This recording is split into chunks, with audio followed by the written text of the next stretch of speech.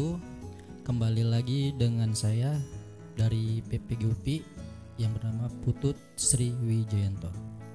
Kali ini materi yang akan kita bahas yaitu tentang sistem operasi, yang lebih detailnya itu mengarah ke closed source. Apa itu sistem operasi? Nah, next.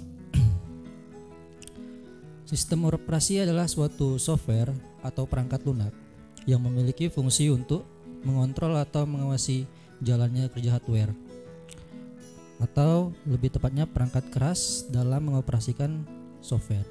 Intinya sistem operasi adalah sesuatu yang membantu dalam pengerjaan software dan hardware itu menjadi lebih jelas. Kali ini ada penjelasannya mengenai, lebih tepatnya ada dua pembagian dalam sistem operasi, yaitu closed source dan open source. Kali ini Bapak akan membahas tentang apa itu mengenai dengan closed source. Next. Apa itu closed source? Yaitu perangkat lunak yang di dalamnya terdapat berbagai kode tertutup bagi umum. User tidak diperbolehkan untuk melihat maupun juga memodifikasi kode-kode tersebut. Artinya closed source hanya bisa dikembangkan atau dimodifikasi oleh pemilik atau owner core disk tersebut. Maksud dari closed source ini adalah intinya kayak kita itu nggak akan ada berbayar, maksudnya dia itu berbayar, secara berbayar. Dia itu closed source ini dapat dikatakan bahwasannya itu tertutup. Dia itu tidak maksudnya tidak mempunyai gratisnya gitu. Jadi intinya dalam security-nya dari closed source ini sangatlah kuat. Next. Nah, apa itu closed source? Ada beberapa kelebihan dan kekurangannya. Kita tahu open source dan closed source itu memiliki perbedaan yang sangat signifikan. Diantaranya kalau yang lebih umumnya ya, kalau closed source itu berbayar, kalau open source itu gratis. Itu yang secara umumnya kayak gitu. Next. Nah, ini ada penjelasan tentang kelebihan closed source. Closed source itu memiliki kestabilan yang sistemnya itu terjamin, lebih mudah digunakan. Maksudnya sistem terjamin itu dia kayak, karena kan sesuatu yang berbayar itu pasti ada efeknya untuk kita kayak gitu ya. Karena kan di dalamnya itu ada sistem-sistem yang tidak bisa digunakan oleh orang lain dan itu masih tertutup sehingga tidak dapat diganggu-gugat oleh siapapun kayak gitu. Kemudian ada banyak dukungan pemasaran. Maksudnya banyak dukungan pemasaran itu ada terbantu dia dari berbagai segala aspek kayak gitu. Dia itu dari closed source ini banyak, maksudnya dia itu sangat terjamin dalam kualitas sehingga tidak dapat terganggu-gugah oleh yang dari manapun kayak gitu. Kemudian di sini ada Linux ya. Salah satu yang Linux itu merupakan sistem operasi yang aman alias secure, yang mana sistem operasi satu ini mengimplementasikan sebuah standar protokol keamanan yang memiliki tingkat keamanan tinggi.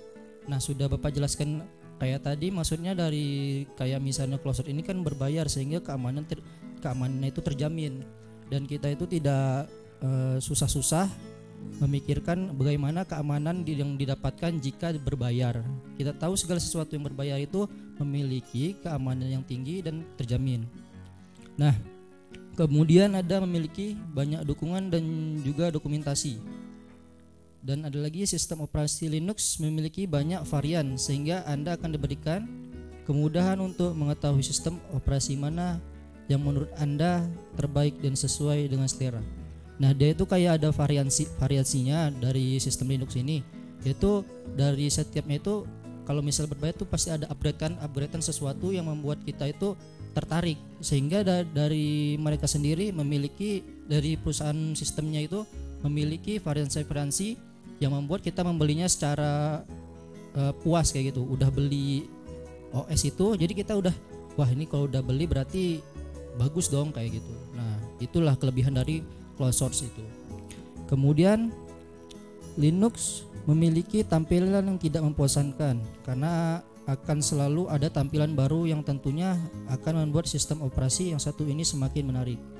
Nah, pastinya dari sistem-sistem ini yang dari closed source berbayar tampilan yang diberikan oleh perusahaan-perusahaan software itu pasti kan lebih baik ya, nggak akan yang kayak usaha kayak lama, nggak akan ada tampilan yang kalau misalnya kita memiliki tampilan yang lama pasti kan kita merasa muak, kayak boring kayak gini. Untuk apa kita melihat tampilan-tampilan yang lama? Sehingga dari CloudSource ini kelebihannya itu memberikan tampilan-tampilan yang lebih menarik, sehingga kita mendapatkan sesuatu yang lebih elegan untuk kita lihat kayak gitu. Itulah suatu kelebihan-kelebihan yang dimiliki pada CloudSource sendiri.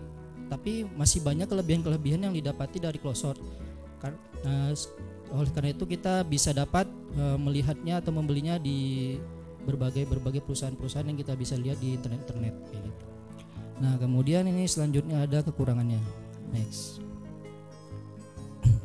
Kekurangannya memiliki dukungan yang minim terhadap hardware maupun juga software. Nah, ini dia itu kayak nggak semuanya itu maksudnya bisa tergabung kayak gitu.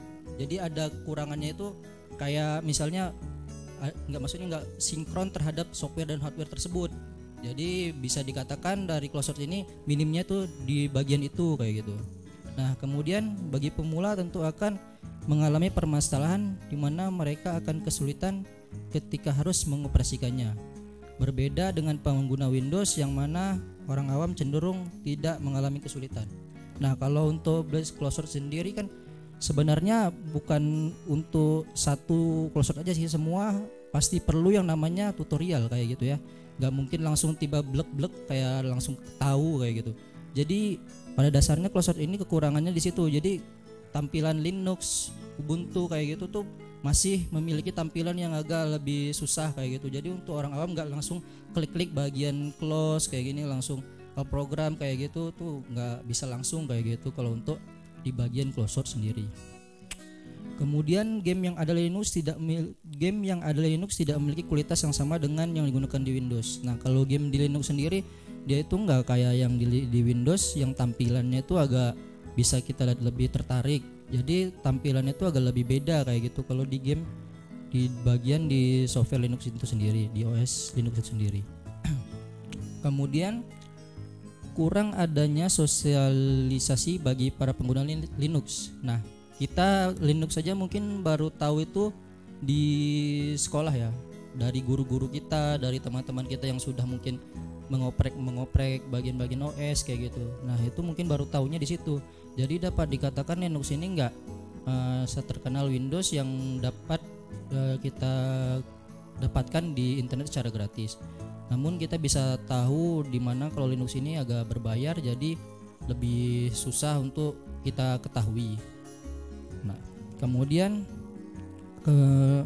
yang selanjutnya dikarenakan banyaknya distro jenis dari Linux kadang-kadang membuat pengguna bingung membedakannya. Tadi udah. Kemudian memiliki ketergantungan terhadap software bajakan. Dia itu ada ketergantungannya. Sebenarnya untuk software bajakan semua itu ada software bajakannya ya. Kayak misalnya saya belajar Linux saja, saya tuh nyari di software bajakan Linux itu sendiri. Jadi untuk mencobanya itu ada trialnya, tapi nggak keseluruhan di dalam Linux yang saya coba itu ada fitur-fitur yang tepat lah ketika mendapatkan secara beli kayak gitu. Jadi masih standar-standarnya lah kayak dikasih tahu kayak gitu. Jadi pada CloudSource-nya di Linux sendiri masih standar kalau yang kita dapati sebagai software bajakan. Dan itu pun seri-serinya masih di bawah rata-rata, di bawah lah, nggak di bawah rata-rata juga sih. Kemudian yang selanjutnya tidak adanya dukungan atau support secara resmi daripada developer. Nah, developer ini tidak memberikan bantuan secara yang signifikan, tapi ada sekarang mas udah banyak ya tutorialnya yang kita lihat di YouTube itu kayak para developer yang memberikan pendapat mereka dan pengalaman mereka mengenai Linux dan membuat kita tertarik. Karena pada Linux ini banyak manfaat yang bisa kita gunakan karena bisa menyerang bagian dalam dari komputer-komputer yang kita ketahui. Karena yang saya ketahui mungkin untuk yang ngehack dapat kita ketahui di bagian Linux itu sendiri, dan kita pun akan merasa tertarik ketika lebih mengetahui apa sih yang di dalam OS itu sendiri. Nah, itu yang di dalam Linux ini, yang di Linux inilah terdapat berbagai fitur-fitur yang bisa membantu kita untuk belajar apa itu hacker. Ya. Nah, kemudian adanya lisensi yang mengharuskan pengguna menyediakan dana. Nah, bahkan udah jelas closed itu kan pasti berbayar. Nah, kalau untuk pengguna itu harus mengetahui kalau misalnya OS yang kita beli itu bisa nggak di-upgrade. Nah, pasti kan bisa di-upgrade. Kemudian untuk mendapatkan yang lebih tampilan lebih baru pasti harus yang ada namanya membeli ya. Nah, itu kekurangan dari closer sendiri. Dia harus untuk mengupgrade sesuatu itu harus memberi lisensi dengan bayaran tertentu. Kemudian pengembangan terbatas. Kenapa dikatakan pengembangan terbatas? Karena pada dasarnya hal ini kan berbayar itu jadi agak lebih sulit kita ketahui. Jadi untuk pengembangannya itu hanya tidak terlalu cepat kayak gitu. Signifikan itu agak lama kalau untuk closer sendiri. Jadi masih standar. Jadi untuk mungkin 2 tahun kemudian bakal upgrade-nya lama, upgrade lisensinya. Jadi kita harus menunggu lagi bagaimanakah si upgrade-an ini akan lebih didapatkan kayak gitu. Kemudian ada harga lisensi mahal. Nah, sudah diketahui kalau misalnya untuk mengupgrade pada OS tersendiri, nggak OS saja sih, kayak software lain itu perlu memiliki uang yang agar tampilan yang kita miliki lebih enak dipandang dan lebih bagus untuk kita gunakan. Karena kan kalau misal dalam hukum agama kalau closed source dan open source itu mungkin yang lebih disenangkan lebih harus membeli ya, tapi kan karena budget yang tidak kita punya terlalu besar sehingga bisa dikatakan open source juga membantu, tapi itu masih perdebatan antara ulama yang dikatakan apa bagusnya closed source dan open source. Nah, next. Kemudian di sini ada yang namanya contoh closed source. Seperti apa contoh software closed source? Berikut ini akan diberikan beberapa contoh dari perangkat lunak software yang mungkin pernah Anda gunakan namun Anda tidak menyadarinya. Next. Nah, ini ada yang nama bahasa pemrograman. Tidak sedikit bahasa pemrograman yang mempunyai lisensi dan closed source, misalnya Pascal, ASP.NET dan juga Visual Basic. Nah, tahu nggak Pascal itu apa? Itu kan bahasa pemrograman yang membuat kita bahasa-bahasa yang di dalam komputer. Nah, itu salah satu bahasa pemrograman yang memiliki closed source, yang dimiliki closed source. Tapi sekarang kan kita sudah bisa mengaksesnya secara gratis. Nah, itu yang saya ketahui bahwasannya di dalam Pascal yang kita download secara gratis itu belum semua fitur-fitur yang dimiliki Pascal yang secara closed source itu ada, tapi mereka memberikannya itu secara ada yang trial tapi juga ada yang masih standarnya kayak gitu ada. Nah, kemudian apa ASP.NET? ASP.NET ini ialah suatu bahasa pemrograman yang membantu kita untuk membuat pemrograman web. Nah, pada pemrograman ini membantu sekali dan ini dia tuh satu hubungan dengan Visual Basic. Nah, Visual Basic ini juga membantu suatu bahasa pemrograman juga ya.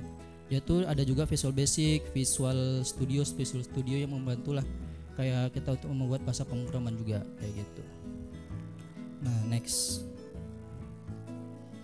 Nah, ini ada web browser. Untuk web browser yang menggunakan closed source salah satunya adalah Internet Explorer yang merupakan browser bawaan. Nah, kan sudah diketahui kalau Internet Explorer ini sudah ketika kita menginstal Windows pasti akan ada yang namanya Internet Explorer. Nah, itu bawaan dari Windows sendiri. Dah itu merupakan salah satu bagian dari Windows yang mengakuisisi bahwa Internet Explorer ini adalah salah satu bagian closed source yang membantu mereka untuk searching browser kayak gitu. Nah, inilah yang perlu kita ketahui, sebenarnya Windows juga memiliki prabayar juga ya sebenarnya, dan memiliki yang kita download secara gratis itu yang saya ketahui juga fitur-fiturnya belum lengkap dan masih juga dalam pengembangan. Tapi kalau ketika kita membelinya maka akan mendapatkan fitur-fitur yang agak lebih beda daripada yang kita beli secara gratis. Nah, seperti itu. Dan mereka pun memiliki lisensi yang berbeda ketika pengupgradean itu terjadi. Kemudian next. Aplikasi. Tidak sedikit juga aplikasi yang juga terkenal menggunakan closed source maupun kode tertutup. Beberapa contoh aplikasi tersebut antara lain Adobe Photoshop, CorelDRAW, Adobe Acrobat maupun juga Adobe Illustrator. Nah, kita ketahui kan kalau misalnya Adobe Photoshop sudah pada tahu ya, mungkin dari segi grafis pengeditan foto kayak gitu. Nah, CorelDRAW juga hampir sama, pengeditan gratis. Kemudian Adobe Acrobat itu kayak penyimpanan dokumen kayak PDF kayak gitu, itu termasuk salah satunya. Nah, kalau Adobe ini banyak sekali berbagai jenis-jenisnya ya. Nah, itulah yang saya tampilin, itu adalah beberapa dari fitur-fitur dari Adobe tersendiri. Adobe Illustrator sendiri itu juga merupakan salah satu bagian dari desain grafis juga. Kemudian selanjutnya next. Nah, ini dia aplikasi perkantoran. Nah, jelas salah satu aplikasi perkantoran yang dari Closeout sendiri adalah Microsoft Office. Sebenarnya udah jelas sih, sebagian dari Microsoft Office nih kita gunakan sehari-hari. Tapi kenapa kita downloadnya secara gratis? Nah, itu kembali lagi seperti saya bilang, kalau misalnya fitur-fitur dari Microsoft Office sendiri belum lengkap. Namun ketika kita sudah membelinya secara lebih bagus, itu bakal memiliki fitur-fitur yang sudah lengkap. Dan di Microsoft Office sendiri sekarang sudah mencapai lisensi yang sudah lebih tinggi ketika kita mau membelinya kayak gitu. Nah, next selanjutnya. Nah, di sini ada aplikasi antivirus. Aplikasi yang menggunakan Closeout yang berfungsi untuk mengamankan beberapa contoh dari aplikasi antivirus. Nah, kayak ada Avast, McAfee, Norton. Nah, itu dari berbagai aplikasi yang kita gunakan sehari-hari ataupun kita ketahui. Tapi pada dasarnya mereka ini hanya menampilkan beberapa yang gratisannya kayak gitu, agar para khalayak umum bisa menggunakannya itu lebih tahu lah kayak gitu. Wah, ini ada nih aplikasi antivirus, kita gunakan dulu nanti setelah udah lama mereka tuh bakal ngasih tahu tuh mau beli yang bagus, maka akan ada yang kan ada tampilan di iklan-iklannya kayak gitu tuh. Nah, itu memberikan prabayar kayak gitu. Nah, di situ nanti ketika kita sudah menggunakannya itu pasti akan ada yang upgrade-an mau berbayar nggak kayak gitu. Kalau misalnya mau berbayar nih ada tampilan lebih baik kayak gitu. Nah, itu kan ketika kita melihat antivirus yang kita gunakan kan pasti ada tuh. Mungkin sekitaran seminggu 2 minggu kita sudah menggunakan antivirus tersebut, maka itu akan ada tampilan yang bisa kita ketahui kalau misalnya wah ini ada nih yang bisa prabayarnya kayak gitu. Nah, next. Nah, ini ada Closeout pada handphone atau mobile. Nah, tidak hanya pada komputer, di handphone juga ada yang namanya Closeout atau mobile. Closeout tersebut kayak gitu. Next. Nah, ini adalah contoh dari Closeout atau mobile yang salah satunya dari iOS. iOS sendiri kan merupakan salah satu OS yang terdapat pada HP Apple kayak gitu. Nah, itu merupakan salah satu yang kita gunakan ketika sehari-hari, dan kita tahu bahwasannya si Apple ini sendiri kan tidak bisa keterkaitan antara Apple dengan Android. Kan kita tahu tuh kalau misalnya Apple dengan Apple. Nah, kalau misal Android kan bisa ke semua nih. Mohon maaf yang ngomongin merek kayak Huawei kayak gitu kan bisa tuh, Huawei ke Xiaomi itu bisa. Tapi kalau ke Apple ke Huawei atau Xiaomi itu gak akan bisa kayak gitu. Nah, inilah salah satu yang dimana Closeout itu sangat memberikan pengamanan yang sangat baik terhadap software yang dia punya kayak gitu. Nah, next. Nah, mungkin dari penjelasan Bapak kali ini mungkin sampai di sini saja. Apabila ada perkataan dari Bapak yang kurang berkenan di hati, mohon maaf. Assalamualaikum warahmatullahi wabarakatuh.